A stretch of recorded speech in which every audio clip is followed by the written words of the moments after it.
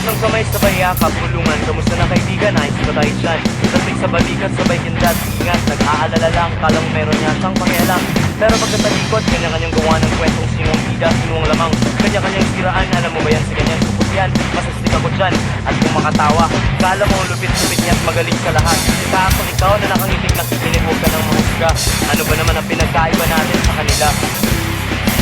Nakakalimot, natutulas, napupuno, pero nagmamahal. Nakakalungkot, nakakatawa, tao lang. Pero minsan, naibumang ahas. Naibumang ahas. Naibumang ahas. Anong klase yung kasaya kung ano bukas? Naibumang ahas. Naibumang ahas. Naibumang ahas. Kaninong kwet kaya halikan mo bukas?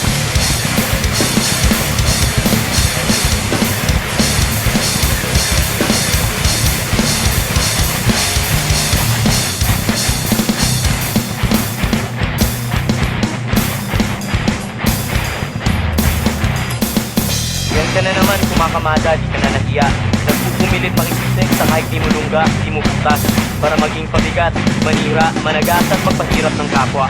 Balibing na kumakapit sa kung sino lamang mainit. Ngunit, mas kadirit, mas mabaho ka pa sa basura kapag naubusan. Pagkatapos mong busugin ay tinatangin na ng hangin. Kung sa bagay, para saan ba naman daw ang kaibigan kung hindi mo rin siya gagamitin?